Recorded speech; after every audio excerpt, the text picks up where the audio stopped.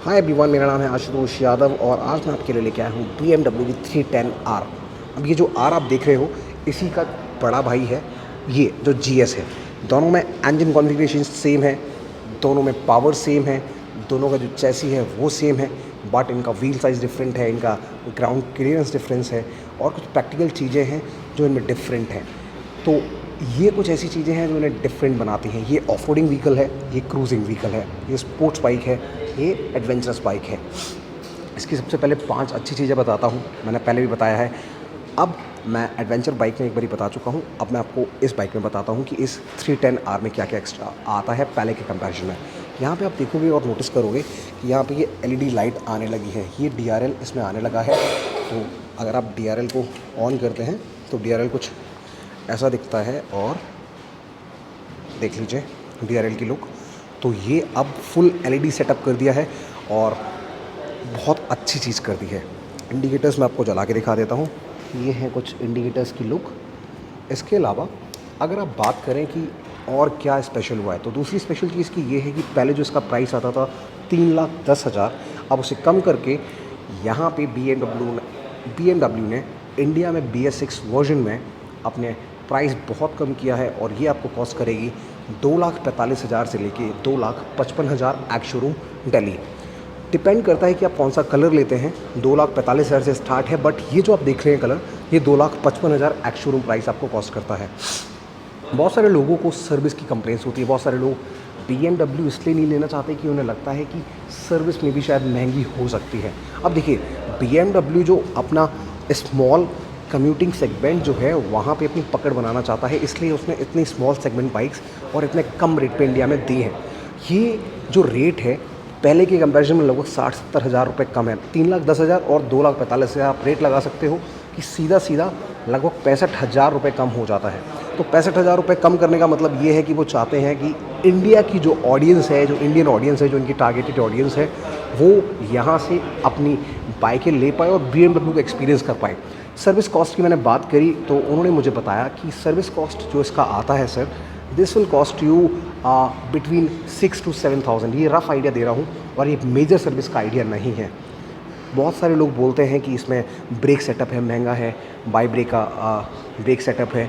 तो break setup की भी कॉस्ट मैंने पता करी, उन्होंने बोला कि सर विद लेबर चार्ज ये समवेयर कॉस्ट करेगा लगभग 1,500। अगेन आपको बता रहा हूँ, I am not coating right now, I am giving you idea. Cost ऊपर नीचे वरी कर सकती है। अच्छा, प्राइस एक अलग सेगमेंट हो गया। अब प्राइस के अलावा और क्या क्या अलग है? प्राइस मैंने आपको बताया 60 से 70 हज़ार रुपये कम हो गया है। अब इसमें और क्या क्या नई चीज़ें आई वो बताता हूँ। यहाँ पे आप देखोगे कि इसमें एडजस्टेबल लीवर्स आए हैं। ये जो लीवर्स हैं ये एडजस्टेबल हैं, आप इन्हें एडजस्ट कर सकते हैं। अब इन्हें एडजस्ट करने से होता क्या है, ये जो दूरी है ये कम ज़्यादा हो जाती है। आप इसे कम करेंगे, मैंने 4 कर दी है इस टाइप में, ये जो दूरी है ये कम ज़्यादा हो जाती है। और इसका क्लच लीवर प्लस इसका ब्रेक लीवर दोनों ही एडजस्टेबल हैं। तीसरा जो इसका अच्छा फंक्शन है और तीसरी जो अच्छी चीज़ गाड़ी के बारे में, इस बाइक के बारे में है, वो ये है कि इस बाइक में स्लिपर और असिस्ट क्लच आता है।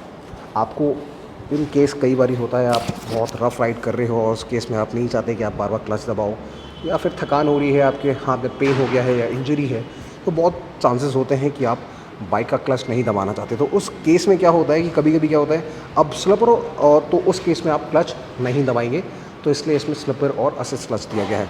अब स्लिपर और असिस्ट क्लच का काम क्या होता है वो आपको बताता हूँ। तो बेसिकली जब हम गियर एकदम से नीचे करते हैं, या फिर हम हम थर्ड गियर में चल रहे हैं, या फिर हम 5th गियर में चल रहे हैं और अचानक से हम थर्ड में लेके आए और स्पीड हमने उतनी कम नहीं करी, तो व्हील लॉक हो जाता है, व्हील हॉप करने लगता है। तो हॉपिंग और लॉकिंग ना हो, इस चीज़ के लिए इस बाइक में आपको स्लिपर और असिस्ट क्लच मिलता है। तो अगर आपको कभी भी गियर डालना है, आपको क्लच दबाने की ज़रूरत नहीं है, आप गियर अप शिफ्ट भी कर सकते हो और डाउन शिफ्ट भी कर सकते हो। ये इस बाइक की खूबसूरती है। आगे की साइड जब आप आओगे तो आगे की साइड इसमें एक नई चीज़ ऐड करी गई है जो कि शायद आपको मे बी ऑकवर्ड लगे, बट ऑकवर्ड उतनी लग भी नहीं रही है। ये रिफ्लेक्टर्स, ये BS6 के नॉर्म्स हैं और आपको देखना चाहिए, ये गवर्नमेंट ने बताया है और गवर्नमेंट की वजह से ही ये BS6 नॉर्म्स में चीज़ आना स्टार्ट होगी और ये हर बाइक में ही आती है। यहाँ पे बाइक खड़ी है, इसमें भी है। आप एडवेंचरस जो इनकी GS सीरीज़ है इसे भी देख सकते हैं। इवन इनकी जो 1250 BMW है इसमें भी आप रिफ्लेक्टर्स देख सकते हैं। इसके अलावा और क्या चेंज हुआ है पहले के कंपैरिजन में?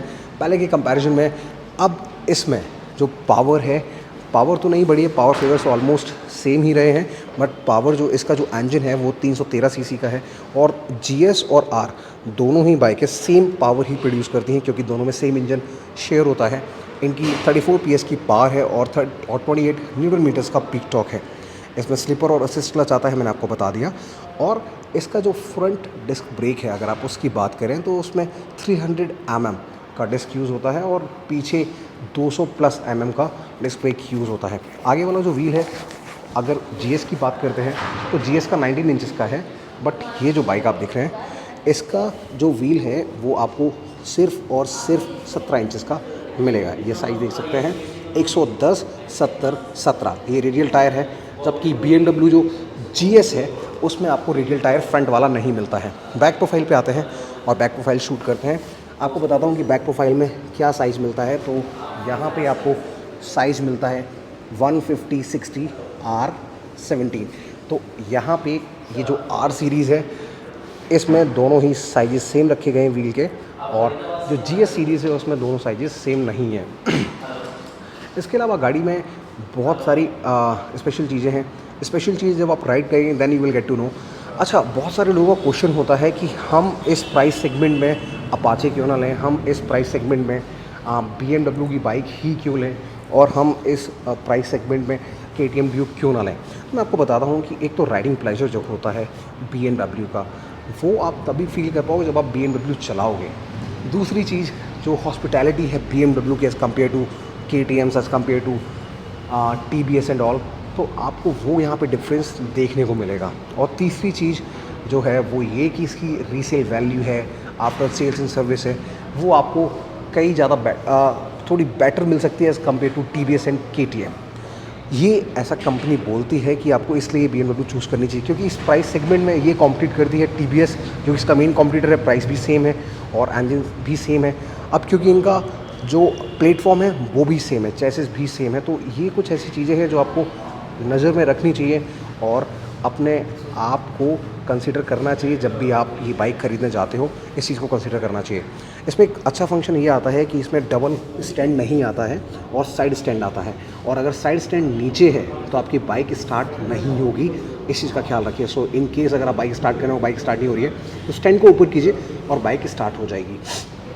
इसके अलावा जो यहाँ पे रेडिएटर मिलता है, रेडिएटर ये जो है रेडिएटर ग्रिल है, काफ़ी चंगी है और अच्छा लगता है। इस बाइक में 313 सीसी का liquid cooled single cylinder engine use होता है। रेडिएटर इस बाइक को ठंडा रखता है और परफॉर्मेंस बढ़ा देता है।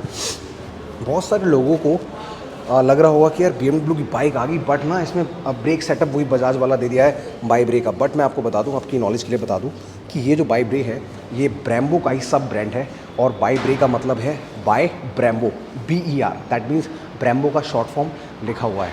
तो आप बिल्कुल भी चिंता मत करो, BMW है, नाम से ले लो, कोई प्रॉब्लम नहीं होगी। पीछे की साइड मूव करते हैं और दिखाता हूँ इसकी सीट, इसका सीटिंग हाइट और इसका सीटिंग हाइट, ये GS आप देख रहे हो, दोनों का डिफरेंट है। और इसका ग्राउंड क्लियरेंस कम है, इसका ज़्यादा है। तो ये कुछ ऐसी बेसिक चीज़ें हैं। बाकी इसमें फ्यूल टैंक की बात करते हैं तो उसमें 11 लीटर का आपको फ्यूल टैंक मिलता है, और माइलेज जो कंपनी अभी क्लेम कर रही है दैट इज़ 35 किलोमीटर पर लीटर तक का क्लेम कर रही है। मीटर कंसोल आपको स्टार्ट करके दिखाता हूँ, कुछ ऐसी दिखती है इसकी चाबी। ठीक है जी, ये मैंने लगाया,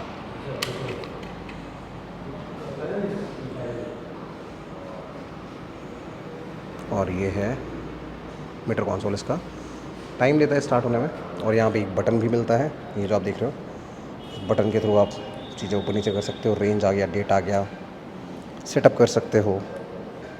ओडोमीटर है, ट्रिप 1, ट्रिप 2, इंजन के बारे में इंफॉर्मेशन आ जाती है, रेंज भी डिस्प्ले हो जाती है, कंजप्शन आ जाता है, कंसोल आएगा, सारी चीज़ें आ जाएंगी, स्पीड आ जाएगा। तो ये बेसिक चीज़ें इसमें आ जाती हैं। एक और चीज़ नोटिस करने वाली है वो ये कि यहाँ पे आपको ये जो ऑप्शन मिलता है ये LED के लिए है। जो DRMs में दिया गया है ये उस चीज़ के लिए है। ये लो बीम है और ये हाई बीम है। तो अगर इस BMW में कुछ छूट गया है तो आप मेरे इंस्टाग्राम पेज पे आ जाओ, मैं आपको वहाँ पे बता दूँगा। बाकी अगर कुछ पूछना चाहते हैं या मेरे से बात करना चाहते हैं, इंस्टाग्राम पेज आपको मेरा पता है दी.आशुतोष यादव के नाम से है। तो अगर इस गाड़ी का वीडियो, इस बाइक का वीडियो आपको पसंद आया तो प्लीज़ मेक श्योर करें कि आपने चैनल को सब्सक्राइब करना है और लाइक का बटन दबा दो और शेयर कर दो वीडियो को और आग की तरह फैला दो। Thank you so much for watching this video.